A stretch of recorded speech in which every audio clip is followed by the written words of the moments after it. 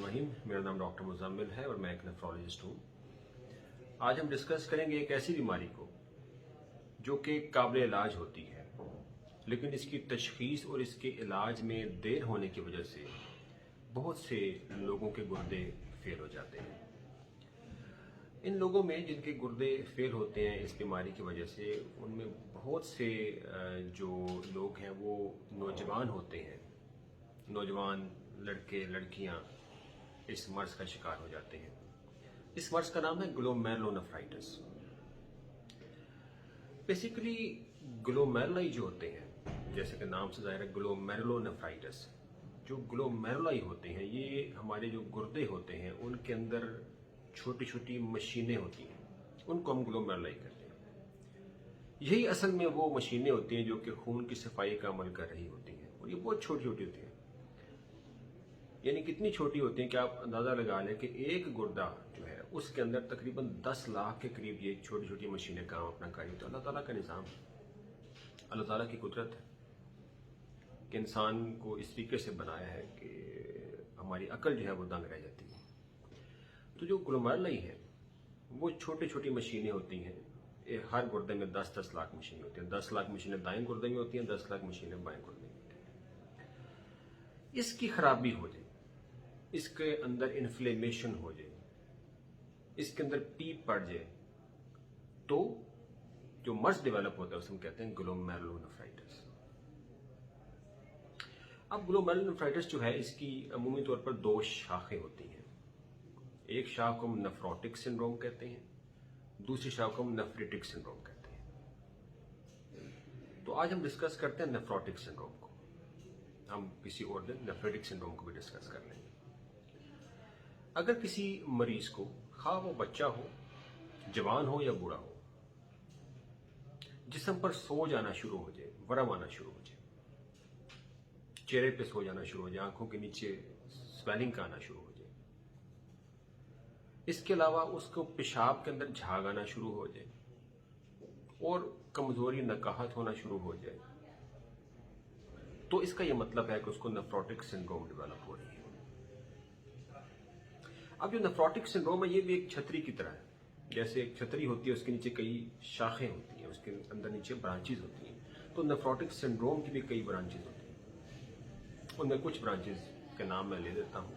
जो लोग इस मर्ज का शिकार होते हैं उनको बेहतर पता होता है कि उनको कौन सी ब्रांच है। हम उनको बताते हैं, बाकायदा नेफ्रोलॉजिस्ट है उसको उनको बताता है कि आपके अंदर ये बड़ी छतरी की ब्रांच आ रही है।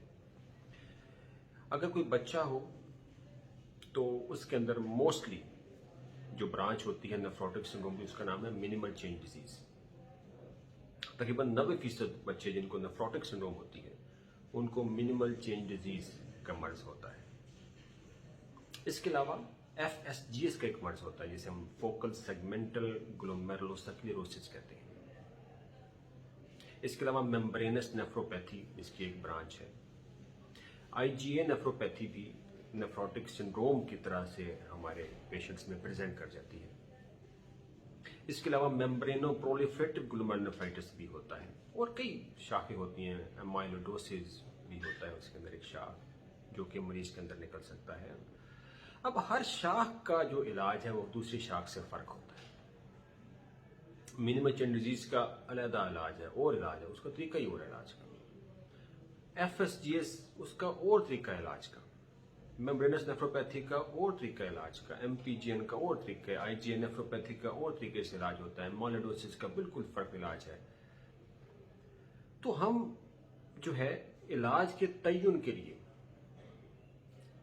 इलाज कैसे करना है इसको मालूम करने के लिए हम उसकी शाख को पहले मालूम करते हैं कि किसी इंसान में ये अलामात आ गई हैं कि उसके जिस्म पर वरम आना शुरू हो गया है, उसको पेशाब में झाग आना शुरू हो गया, इसके अलावा उसके खून के अंदर एल्ब्यूमिन की कमी आ गई है, या उसके जो कोलेस्ट्रॉल का लेवल है बहुत ज़्यादा हाई हो गया। तो ये कुछ अलामात होती हैं जिससे हमें पता चलता है कि उस मरीज को नेफ्रोटिक सिंड्रोम हो गया।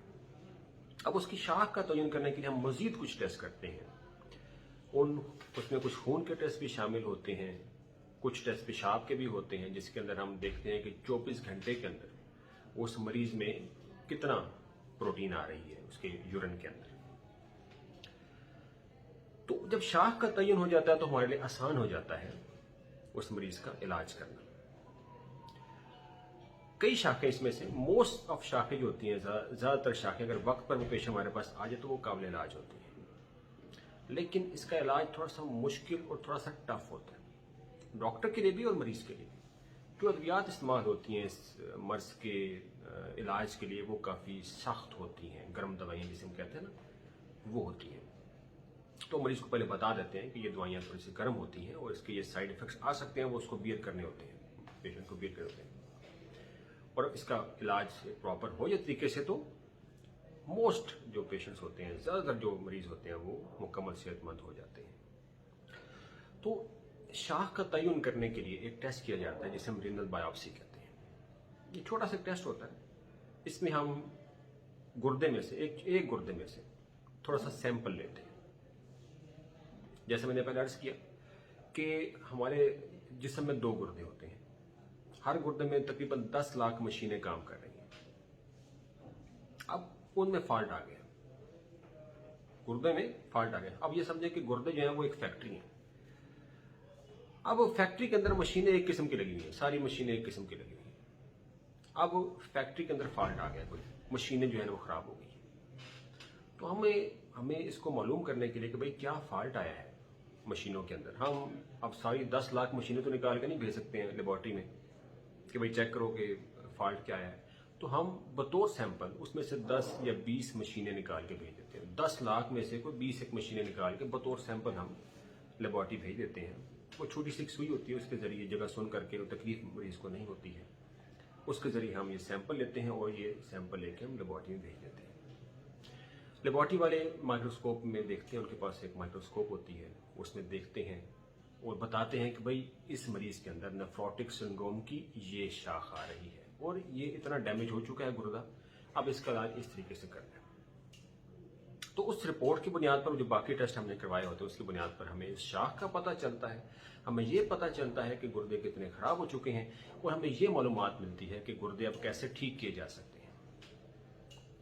तो ये एक बेसिक इंफॉर्मेशन है नेफ्रोटिक सिंड्रोम के बारे में। अब वजूहात क्या होती हैं नेफ्रोटिक सिंड्रोम की, ये कई वजूहात होती हैं, हर शाख की अपनी वजह होती है। जैसे मैं मिसाल के तौर पे आपको बताऊं कि मिनिमल चेंज डिजीज, जो कि मैंने पहले अर्ज किया कि बेसिकली बच्चों में ज़्यादा पाई जाती है, बड़ों में भी होती है, लेकिन 90% बच्चे जिनमें नेफ्रोटिक सिंड्रोम का मर्ज होता है उनमें मिनिमल चेंज डिजीज पाई जाती है। वो बिनाइन भी हो सकती है, किसी वजह के बगैर भी बच्चे में हो सकती है, उसके अंदर टेंडेंसी होती है, अल्लाह ने बनाई होती है कि किसी वक्त भी इसको ये डेवलप हो सकती है। कोई वजह इसकी हो तो वजूहात में कुछ एलर्जीज शामिल है कि एलर्जी किसी चीज़ से होगी, या कोई जो बी स्टिंग होता है, जो मक्खी शहद की होती है, उसने काट लिया, उसके जहर की वजह से भी ये पैदा हो सकती है। फिर कुछ हमारे जिस्म में ऐसे गदूदों की बीमारियां होती हैं, लिम्फ नोड्स की बीमारियां होती हैं, उसकी वजह से ये पैदा हो सकती है। तो ये कुछ वजूहात हैं, वरना बगैर वजह के भी ये बीमारी आ सकती है। FSGS एक मर्ज है, तो फोकल सेगमेंटल ग्लोमेरुलोस्क्लेरोसिस, तो इसकी भी आगे कई वजूहात हुआ करती हैं और बगैर वजह की भी हो सकती है। लेकिन इसमें FSGS के मर्ज में एक बड़ी जरूरी बात जानने वाली ये है कि अगर किसी इंसान को FSGS का मर्ज हो तो ये ख्याल करने की जरूरत होती है कि उसके खानदान में किसी और को भी ये हो सकता है, क्योंकि इसकी कई कॉजेज या वजूहात जेनेटिक मिलती हैं। यानी FSGS का मर्ज है वो फैमिली में पाया जाता है और लोगों को भी हो सकता है, इसलिए फैमिली में बाकी लोगों को भी अपने गुर्दा चेक करवाने की जरूरत हुआ करती है। जो मेम्ब्रेनस नेफ्रोपैथी है, जो मैंने एक और जो नेफ्रोटिक सिंड्रोम की मैंने शाख का नाम लिया था, इसकी भी कई वजूहात भी हो सकती हैं और बगैर वजह के भी ये किसी इंसान में डेवलप हो सकती है। अगर बगैर वजह के हो तो इसे हम कहते हैं कि प्राइमरी मेम्ब्रेनस नेफ्रोपैथी, और अगर कोई वजह इसकी निकल आए तो हम कहते हैं सेकेंडरी मेम्ब्रेनस नेफ्रोपैथी। तो वजूहात में यरकान शामिल है, यरकान किसी इंसान को अगर हो तो उसके अंदर हो सकती है। और एक और वजह जिसका अमूमी तौर पर लोगों को नहीं पता होता वो ये वाइटनिंग क्रीम्स का इस्तेमाल। जो वाइटनिंग क्रीम इस्तेमाल की जाती हैं उनके अंदर बेसिकली मरकरी होती है, तो उस मरकरी की वजह से ये मेम्ब्रेनस नेफ्रोपैथी किसी इंसान में डेवलप हो सकती है। इसके अलावा एक मर्ज का मैंने नाम लिया जिसे हम एमाइलोइडोसिस कहते हैं। ये मर्ज जो है ये भी प्राइमरी भी हो सकता है, बगैर वजह के भी हो सकता है और इसकी कई वजूहात भी हो सकती हैं। अगर ये सेकेंडरी है कि किसी वजह से, किसी और बीमारी की वजह से उस इंसान में एमाइलोइडोसिस का मर्ज हो गया है, तो उसमें यूजुअली जो है वो एक घंटियों का मर्ज होता है, या किसी इंसान को पुरानी टीबी रही हो उस वजह से हो सकता है, क्रोनिक कोई डिजीज को चल रही हो, पुरानी चल रही हो, उस वजह से ये उसके गुर्दों पर असर कर सकता है, वो बीमारी असर कर सकती है और उस इंसान में एमाइलोइडोसिस का मर्ज हो सकता है, जो कि एक नेफ्रोटिक सिंड्रोम की एक शाख है। हमें पहले शाख का तयन करना होता है, उसके बाद इलाज उसके अकॉर्डिंगली होता है। आपका जो नेफ्रोलॉजिस्ट है वो इलाज उसके अकॉर्डिंगली क्या करता है। तो मैं टेस्ट रिपीट कर दूं, जिन टेस्टों पे पता चलता है कि इस इंसान के अंदर ये नेफ्रोटिक सिंड्रोम का मर्ज है या नहीं है। एक तो पेशाब का, सिंपल पेशाब का टेस्ट, मेरी पेशाब के टेस्ट के बारे में वीडियो अवेलेबल है, उसमें पता चल सकता है, आप देख सकते हैं कि पेशाब का टेस्ट कैसे खुला करो। सिंपल पेशाब का टेस्ट एक करना होता है, और उस पेशाब के टेस्ट में अगर प्रोटीन आ रही हो, प्रोटीन की लीकेज हो रही हो, तो फिर हम एक 24 घंटे पेशाब का टेस्ट करते हैं। उस मरीज से हम कहते हैं कि अपना 24 घंटे का पेशाब जमा करो। उसका तरीका कार्य होता है कि सुबह उठ के उसने पहला पेशाब ज़ाया कर देना होता है। दूसरा पेशाब जो उसको आएगा वो किसी बोतल में या किसी कंटेनर में जमा कर लेगा, पूरा का पूरा पेशाब।